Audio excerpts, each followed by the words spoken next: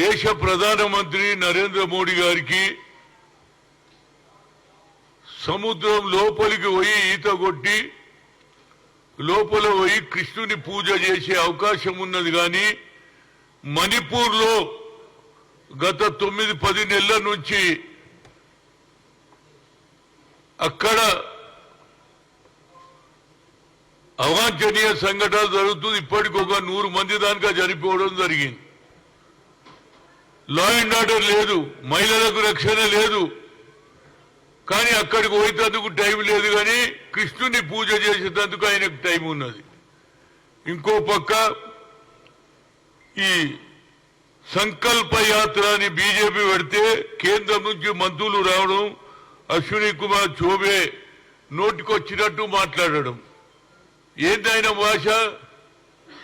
రాహుల్ గాంధీ అట్ట పప్పు అట, రేవంత్ రెడ్డి అట్ట డప్పు అట.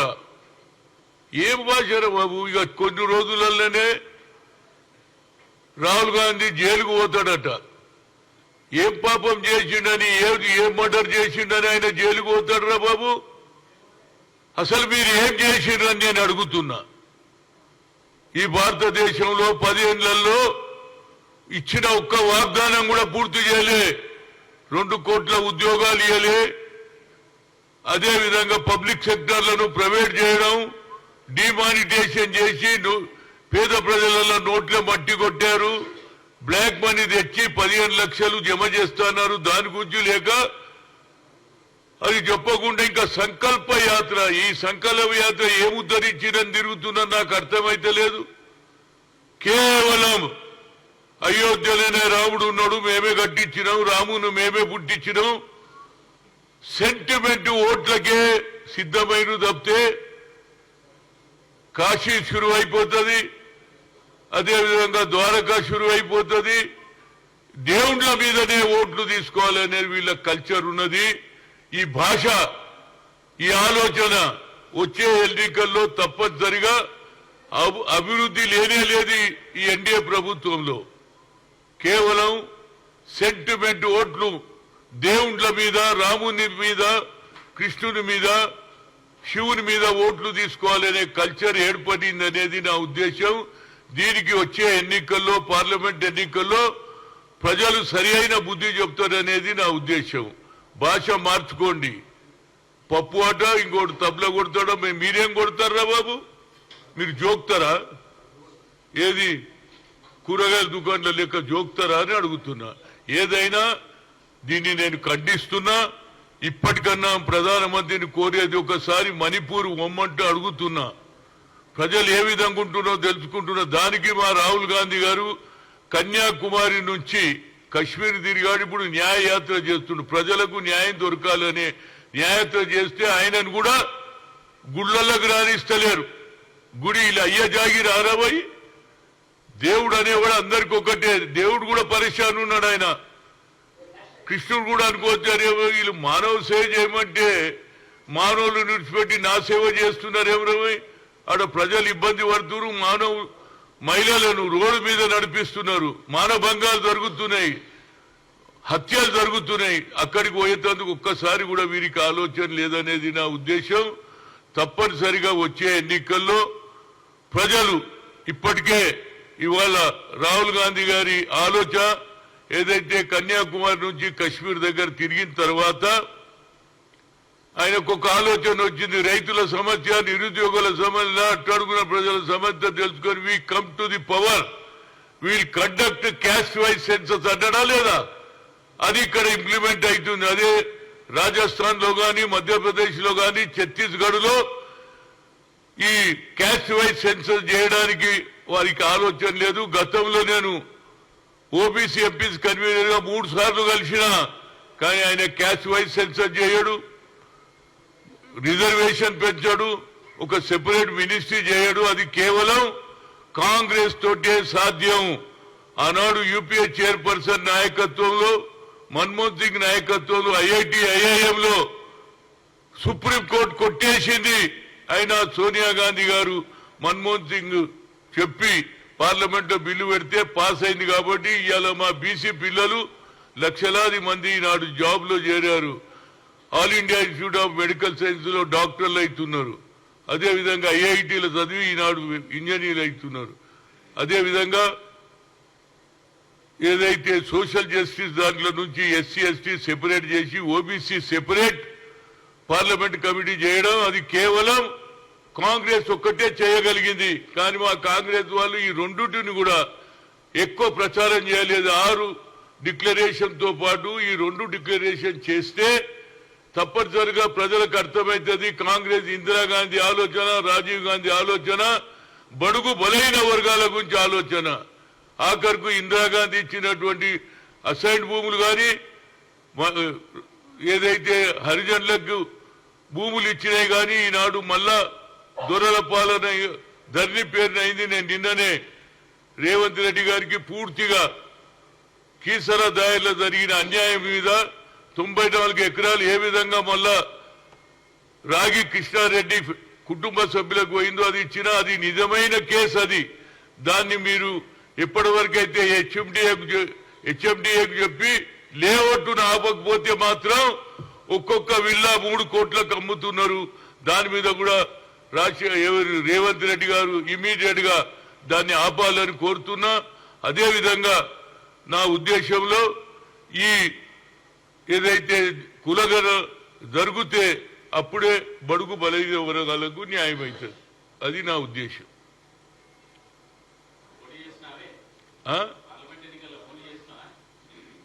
ఏమంటావు?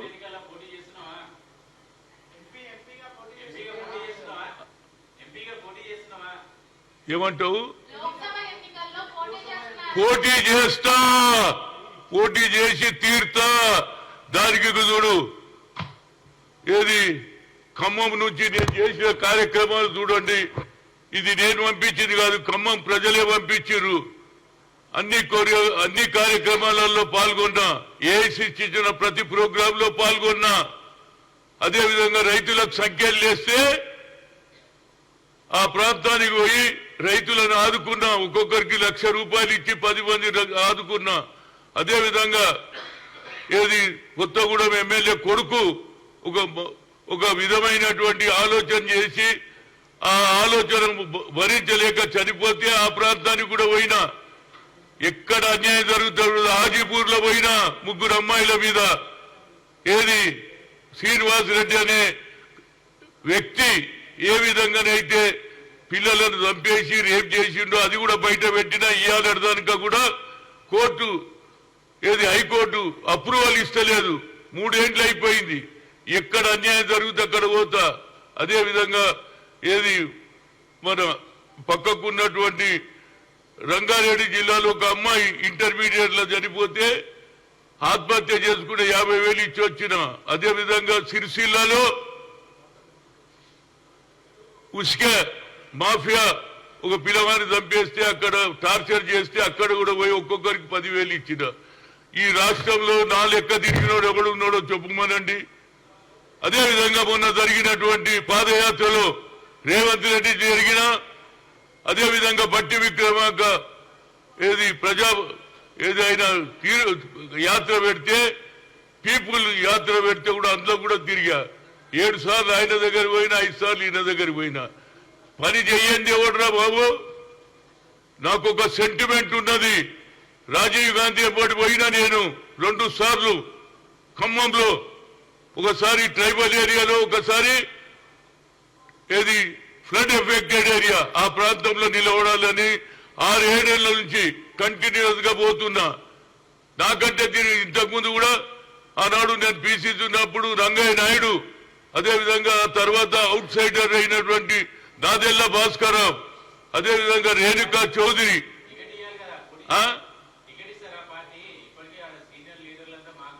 చూడండి, ప్రజలలో నాకు అభిమానం ఉంది. అదే కాకుండా అన్నిటికంటే ముఖ్యం 7 సీట్లు ఉంటే 4 ఎస్సీ ఎస్టీలకు ఇచ్చిండ్రు, 3 జనరల్ ఉంటే అది కూడా అప్పర్ క్లాస్ తీసుకున్నారు. ఇది న్యాయమైన కేసు నాది.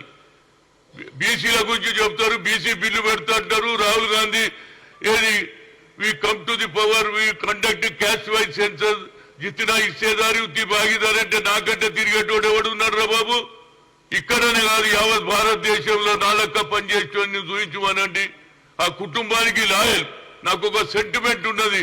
రాజీవ్ గాంధీ గారు ఏ విధంగానైతే ట్రైబల్ ఏరియాలు తిరిగాడో ఖమ్మంలో ఆ ప్రాంతం నుంచి నిలవడానికి 7-8 నెలల నుంచి అక్కడనే కృషి చేస్తున్నా.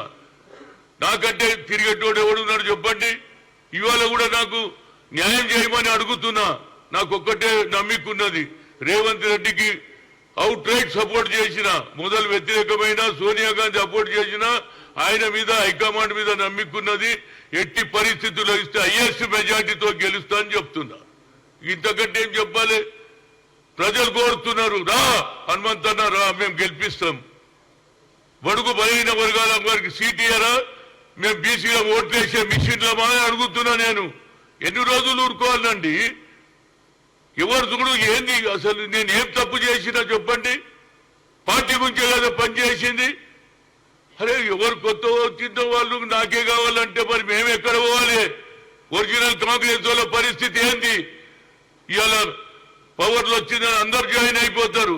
ఒరిజినల్ కాంగ్రెస్ కార్యకర్తలు ఏం కావాలని అడుగుతున్నా. నేను కష్టపడి ఇయ్యాలని కూడా ఆనాడు కేసులు పెట్టి అవి విత్డ్రా చేయమని అడుగుతున్నా. నేను ఇప్పుడు కొత్త విధానాలు తీసుకుంటున్నారు, మంచిదే. ఇవాళ అవినీతిని బయట పెడుతుంది, మంచిదే. కానీ కేసులు కూడా విత్డ్రా చేయాలా లేదా? ఇవాళ కూడా నేను కోర్టుల చుట్టూ తిరుగుతున్నా. ఇవాళ కూడా ఖమ్మంలో ఏది ఏఐసిసిలో ప్రోగ్రాం చేస్తే ఆనాడు కూడా నా మీద కేసు పెట్టారు. అదేవిధంగా అంబేద్కర్ స్టాచ్యూ ఇష్యూలో ఇప్పటికి కూడా నా మీద కేసు ఉన్నది. ఇలాంటి కేసులు నేను ఒక్కనే కాదు, చాలా మంది కార్యకర్తల మీద రేవంత్ రెడ్డి గారి ఫోల్డర్ తో రిక్వెస్ట్ చేస్తున్నా, ఇమీడియట్ అన్ని కేసులు విత్డ్రా చేయాలి. న్యాయమైన ఇష్యూ మాట్లాడుతున్నా. కార్యకర్త ఏది ఎలాంటి ఆలోచన చేయకుండా పార్టీ అయినా ముఖ్యమని జెండా మోసి జైలుకు పోయి పోలీస్ స్టేషన్లు తిరిగారు.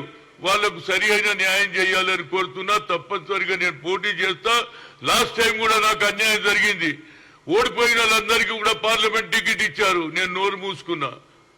ఎందుకంటే పార్టీ ఇంట్రెస్ట్ లో. ఇప్పుడు కూడా నేను ఊరుకుందాం అనుకున్నా, కానీ ఊరుకుంటే న్యాయం జరిగేటట్లేదు. నాకే అన్యాయం జరిగితే రేపు కింది వారికి ఏమవుతుందని నేను అడుగుతున్నా. నేను ఇంతకంటే ఎక్కువ ఏం చెప్పా? తప్పనిసరిగా ఇస్తే మాత్రం 100కి 100 రూపాయలు మెజార్టీతో గెలుస్తా. అది నా ఆలోచన. అక్కడ అందరు కూడా అడుగుతున్నారు, కేవలం బీసీ ఎస్సీలే కాదు, ఈవెన్ అగ్ర కులాల వాళ్ళు కూడా రమ్మంటున్నారు. రా హనుమంతన్నా, నువ్వు బాగా పనిచేస్తావు, ఏ ఇష్యూ అయినా పోతా. నేను ఎక్కడికి పోలేదండి. నిన్న కాక మొన్న జరిగిన అసెంబ్లీ ఎన్నికల్లో నేను భువనగిరి రాలేరు, అదేవిధంగా వరంగల్, వరదనపేట, ఖమ్మం, పాలేరు దానికి పోయిన తర్వాత వేణుగోపాల్ ఫోన్ చేసిండు. ఏది మన మాణిక్రాకు చెప్పిండు, ఈ ప్రాంతాల వాళ్ళు మళ్ళా నేను మత్తల్, దేవర కదిర, అదేవిధంగా మహబూబ్నగర్ నుంచి పరిగి, వికారాబాద్, అదేవిధంగా మెదక్, నారాయణ్ ఖేడ్, అదేవిధంగా అన్ని ప్రాంతాలు కూడా తిరిగిన.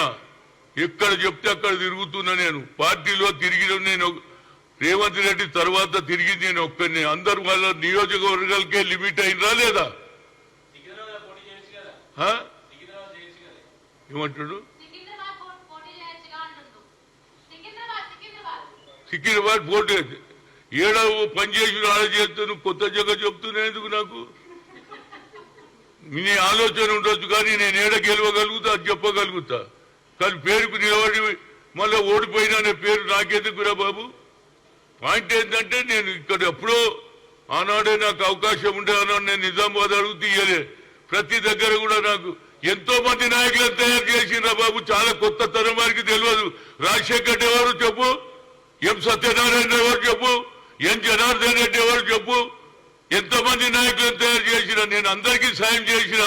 ఇవాళ ఎవరైతే నాయకులు పెరిగిండ్రో అది నేను పెట్టిన చెట్టే. ఇక నాకు టైం వస్తే అన్ని చెప్తా.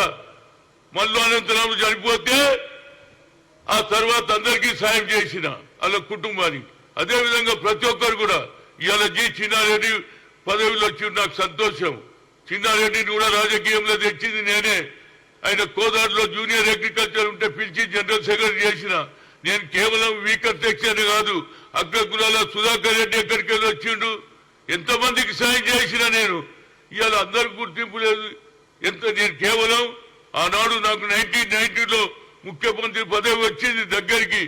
రాజీవ్ గాంధీ పంపిస్తే అప్పుడు నా ఏజ్ 41. ఇంత చిన్న వయసు ఉందని చిదంబరం చెప్పి ఇంకా ఫ్యూచర్ ఉందన్నారు. ఇప్పుడేమో పెరుగా లోపలదేమో కిందికి చూస్తారు, కింద ఉన్నప్పుడు మీదికి చూస్తారు. ఇదే ఎక్కడ పంచాయితీ బాబు? నేను ఎందుకు కోరుకుంటున్నా అంటే పార్టీ ఇంట్రెస్ట్ లా కడుపు కోసుకుంటే పేగురు బయట పడితే పార్టీకి నష్టమని ఊరుకుంటున్నా.